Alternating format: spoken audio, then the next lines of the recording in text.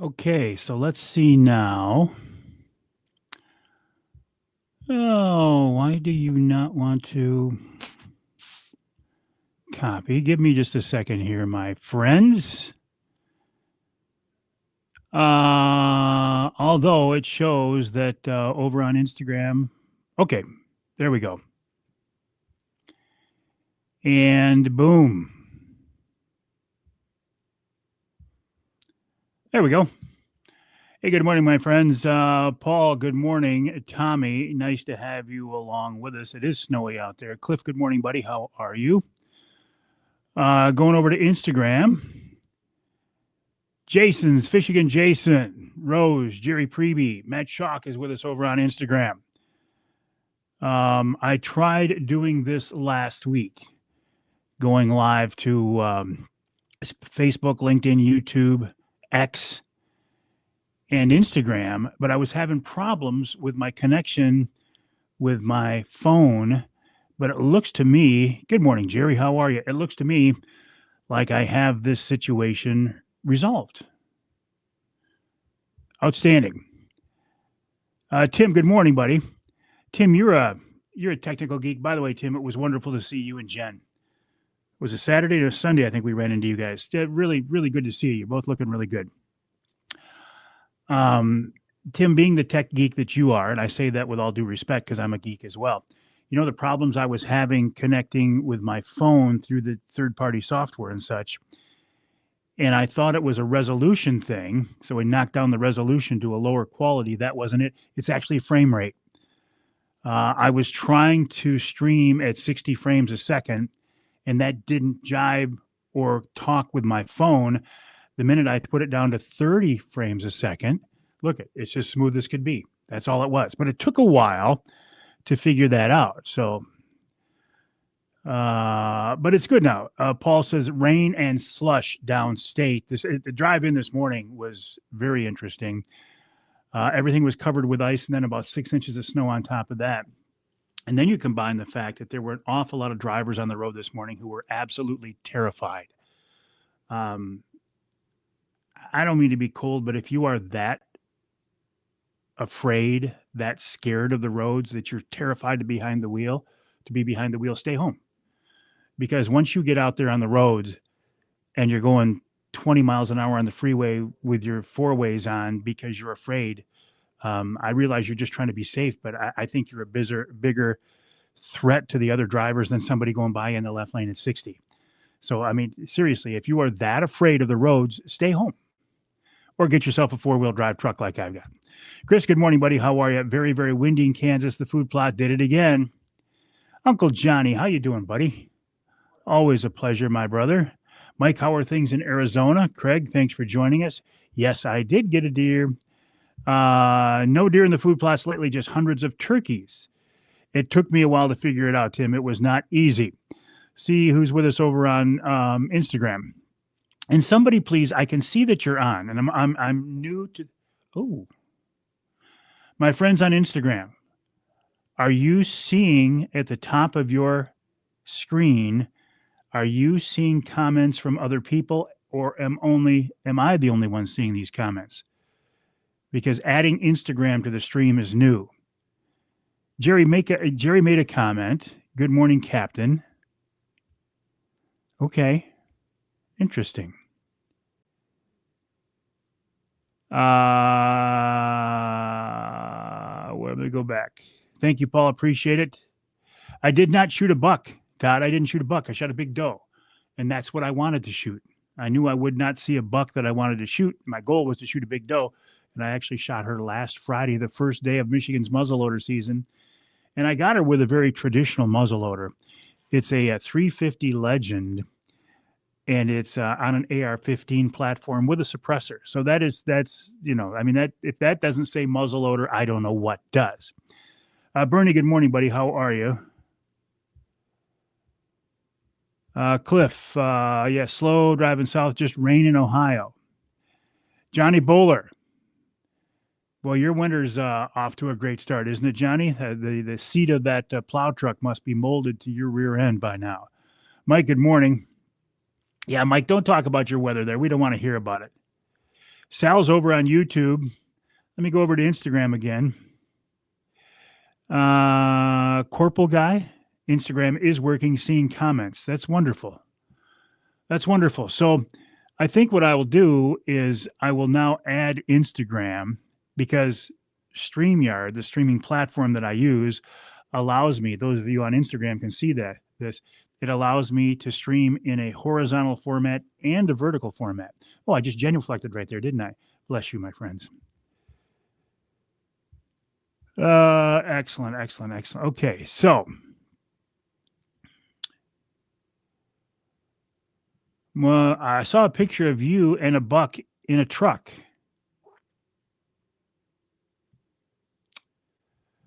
I don't know what you're talking about, Johnny.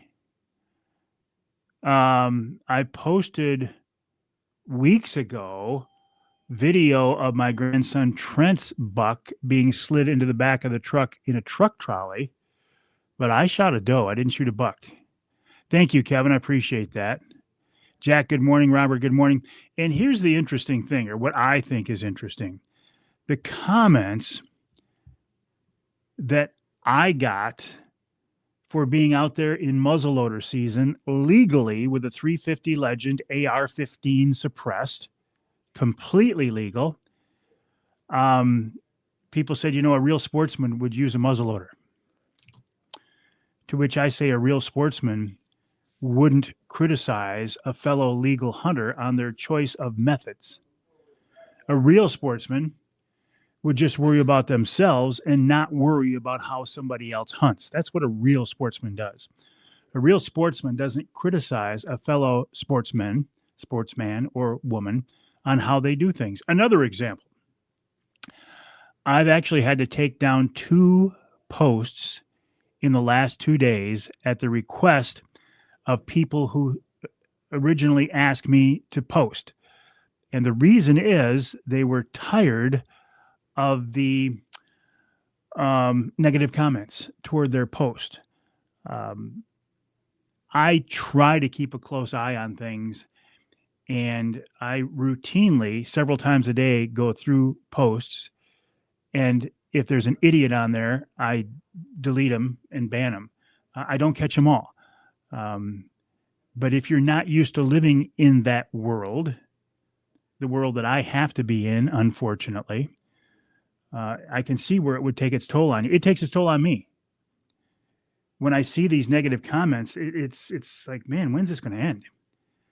I firmly believe that the biggest threat to hunting today is not from anti-hunters. It's from fellow hunters who are critical of their legal hunting brothers and sisters. Hey, John, I tried something different this morning on Instagram or on StreamYard. Went to Instagram 2, and I'm streaming simultaneously in horizontal and vertical. And changing that frame rate, it's very smooth. Even, hey, you can see it. Smooth as can be. Yeah. And even letting me stream in 1080p. Nice. And if I go to Instagram, there's what it looks like over on Instagram. So there you go. Have you done that yet? You probably have, haven't you? No. Okay. I did something that John didn't do. Oh, where are we at this? Jack, good morning. Merry Christmas to you as well. Robert, good morning. John Kirby, how you doing, buddy? Always a pleasure to have you along with us, as well as Steve Rivet. Steve said they got 8 inches of snow at his place.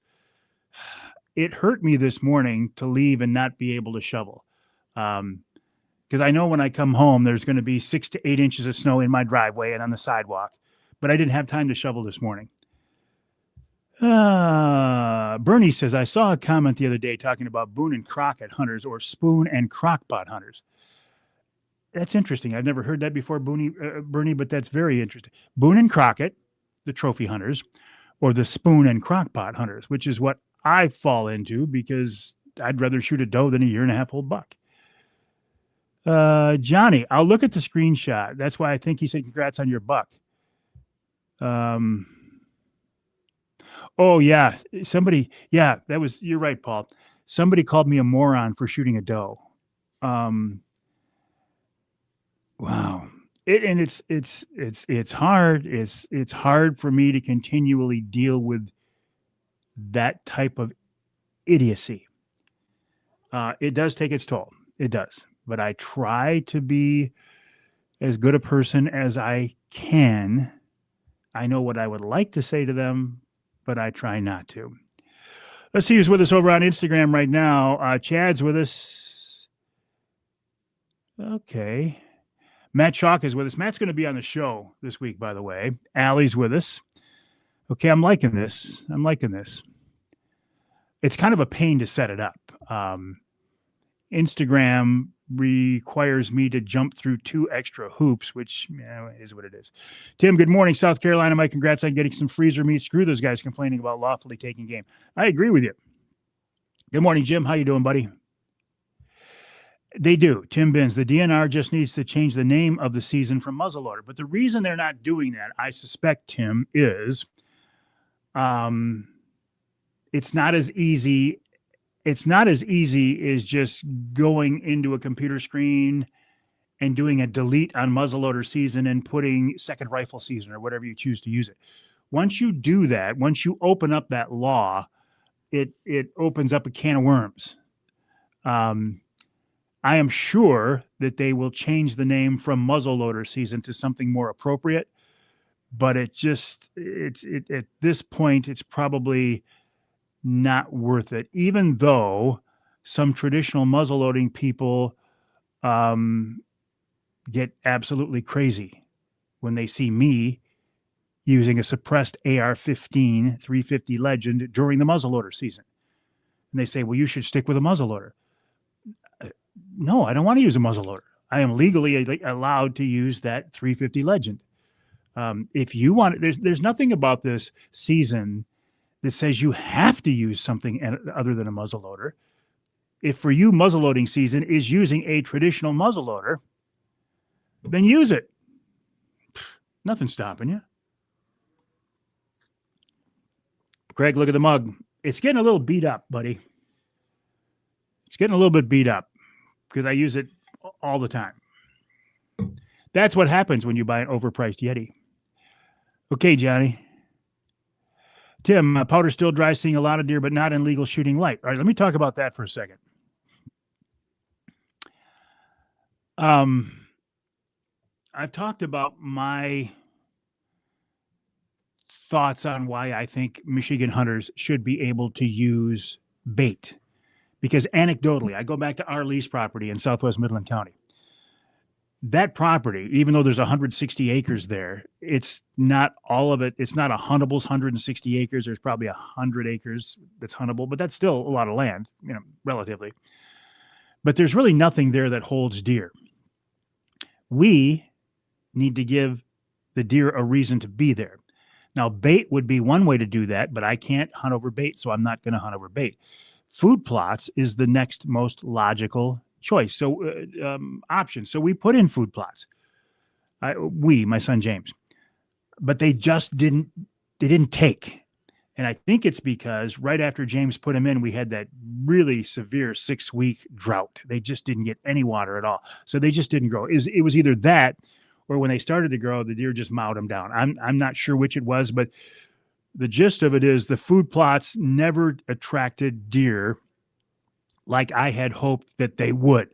You see these videos of deer coming into food plots, just running into food plots.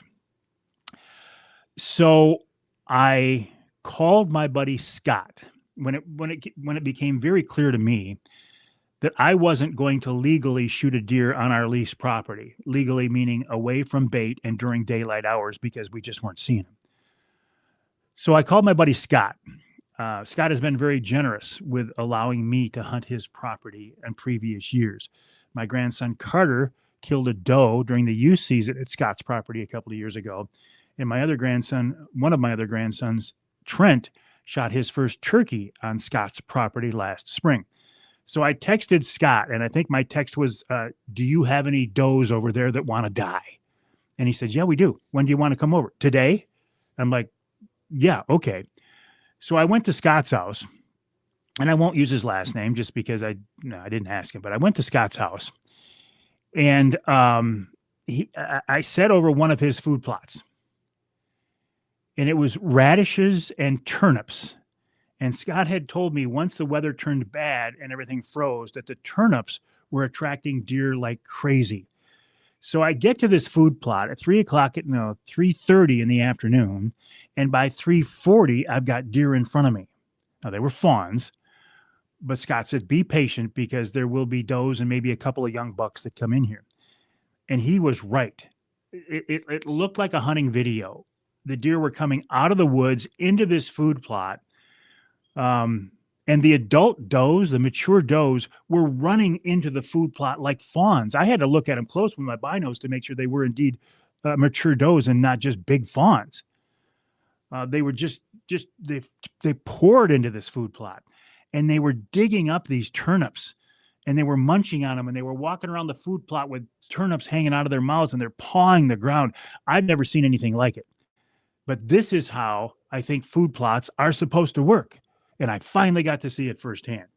So James and I have been talking, and we're going to get Rich Krazan of Killer Food Plots involved in our food plots next year to help us have better luck with our food plots. Jason Howell has joined me over on Instagram. Jeremy has joined us. M. Ward has joined us. Thank you, my friends. I've been on Instagram for a long time, but the streaming to Instagram during my Behind the Mic segments and also my Wednesday night live segments is very new. I will also be back here tonight at 7:00 for another edition of Wednesday Night Live. Joe Marion, who was on the radio show last week talking about ice safety, says lots of snow, 4 inches of ice so far. Well, Joe, 4 inches of ice, you can take a pickup out on that, right? Judy, good morning. Tim, rubbing it in. We got a nice frost on the grass in South Carolina. Thank you, John. Yeah, the hunting communities, it's snow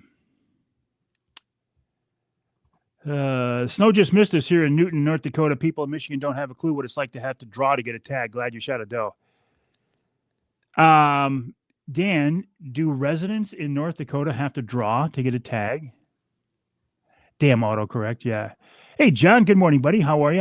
How is your view out the front window? I realize it's ice now, but I think about you often, John, and where you live and the view that you have.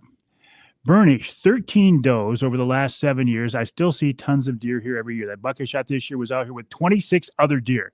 Shooting lots of does doesn't hurt the herd at all. Good morning, Dave. How are you? All right, Johnny, get back to plowing. We'll see you tonight, buddy. Going back to Instagram, Nick Grillo's with us over on Instagram. Nick Grillo of Michigan Brand Meats, michiganbrand.net. That's michiganbrand.net. Nick will be with us tonight, not live on camera, but Nick will be part of the live stream tonight for Wednesday Night Live to choose this week's winner of our Michigan Brand ham for the holidays. We will continue to do this right on through the first of the year. michiganbrand.net. That's michiganbrand.net. If you don't win ham with us tonight for Wednesday Night Live, go to the website, michiganbrand.net, and you can use the promo code Mike20 and get 20% off your entire order. I've got a Michigan Brand order arriving today.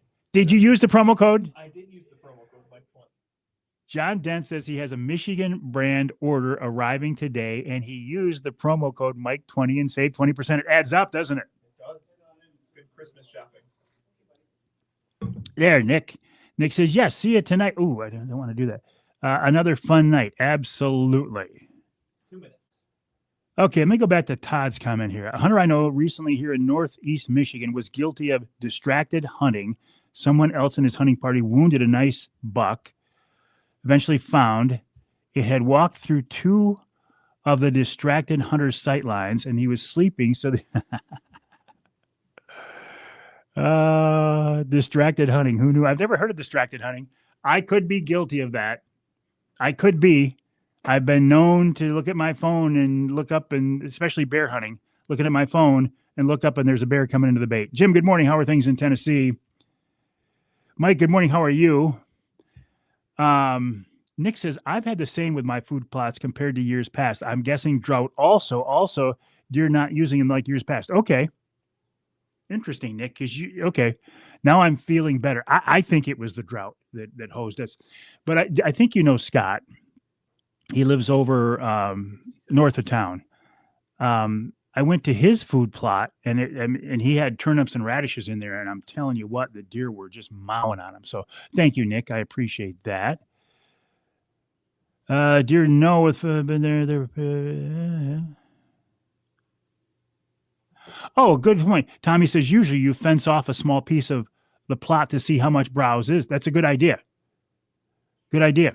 Hey, Mike Smith of Offshore A Count. Hey, are you working with James this morning, Mike? Reach over to him or yell over to him. Say, hey, are you going to be able to join me, Mike, on the podcast today? Yeah, and good luck to you guys Thursday and Friday. Tim says we can bait in South Carolina. Also have a food plot. Tons of activity in a trail camp. Bucks are still in bachelor groups. Really? We don't want to talk about that, Jim. No, we didn't do a soil sample, and that was our first mistake. Oh, I didn't even get to who's on the show this week. I can do it real quick. Okay, on the show this week. Thank you, Paul. My first guest is Marty Sliga, the airborne angler, then Captain Jason Graham of Linwood Beach Marina. In our second hour, we're talking wolf hunting in Ontario with Daryl Godden, then Angela Kujawa. I got to figure out how to say her name.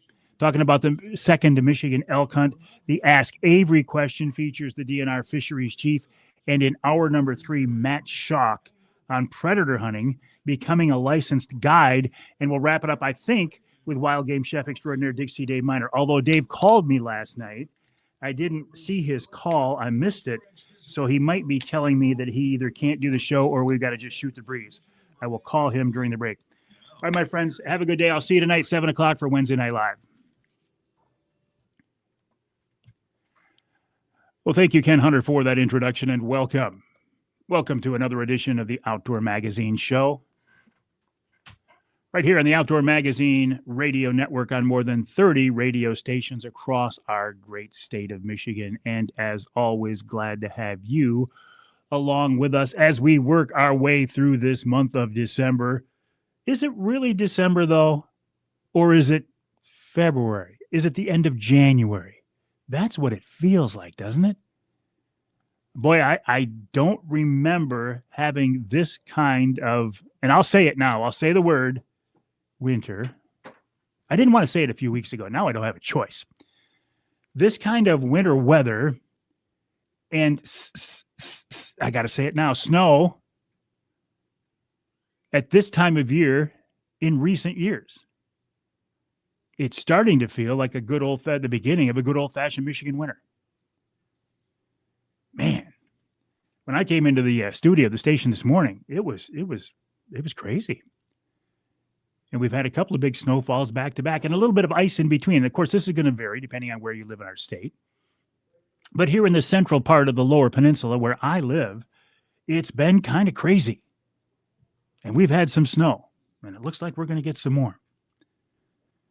But, you know, if you're an ice fisherman, an ice angler, I shouldn't limit it just to fisherman, an ice angler, you're pretty excited, right?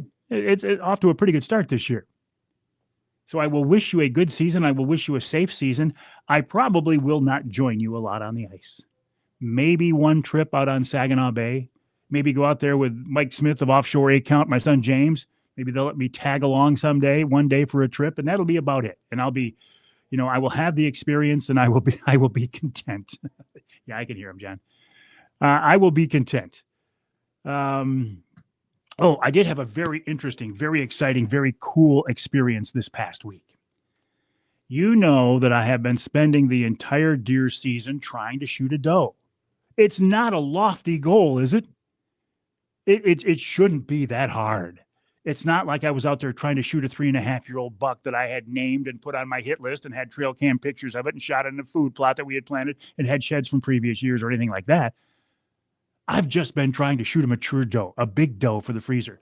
That was my goal because I knew on the properties that I have access to, I wasn't going to see a buck that was going to be big enough that I wanted to harvest it. Not being a snob at all.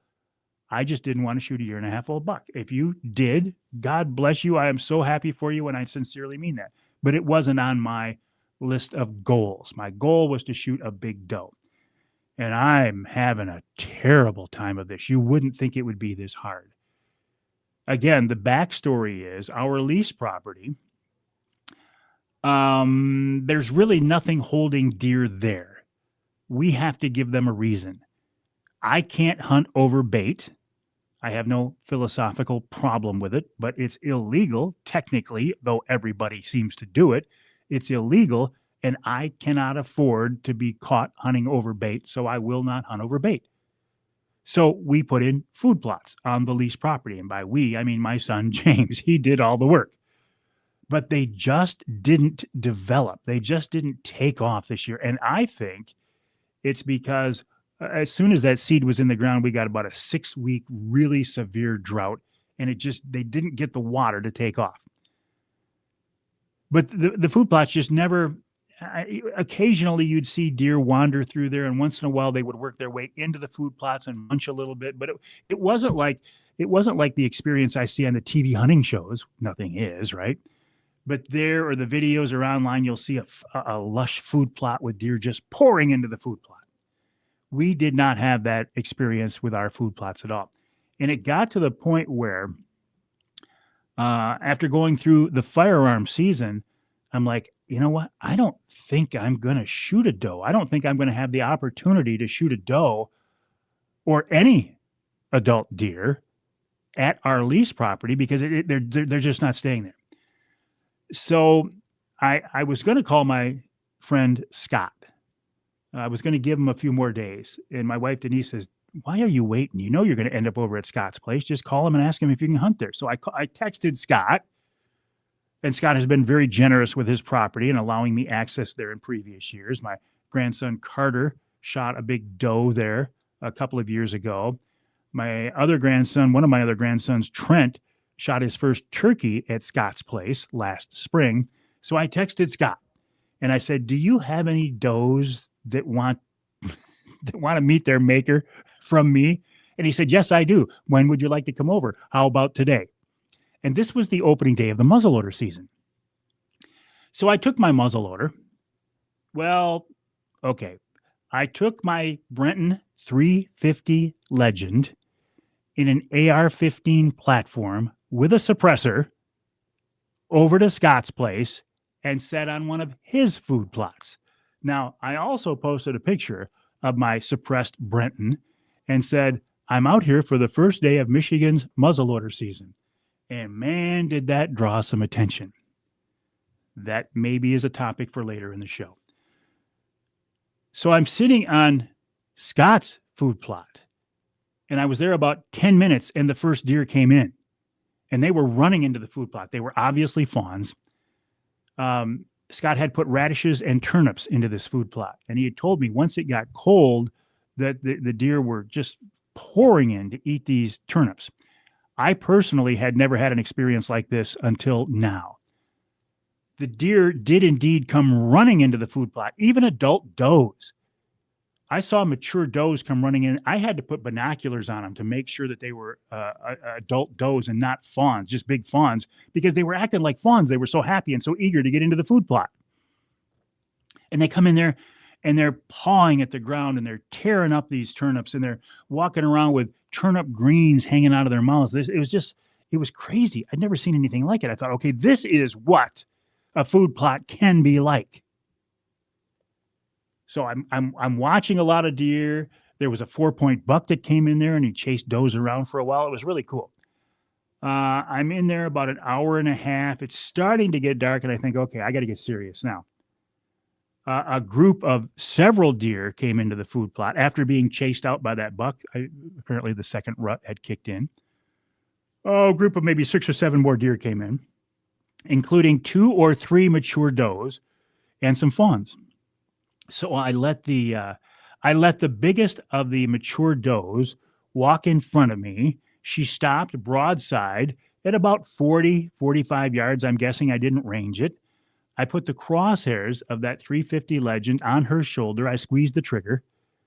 The gun, which is suppressed, it wasn't that loud. When I killed my bear with that gun in the UP, my recollection is it was louder. And of course, on the range downstairs at Duncan's, you're in a concrete tube, so you can't get a sense of it. I was pleasantly surprised how quiet this gun was. And I'm not shooting subsonic, shooting standard ammunition. Very quiet. In fact, all the deer in the food plot didn't even take off. They were startled. They didn't know where the sound came from. She went about, I don't know, 30, 40 yards, and I found her there.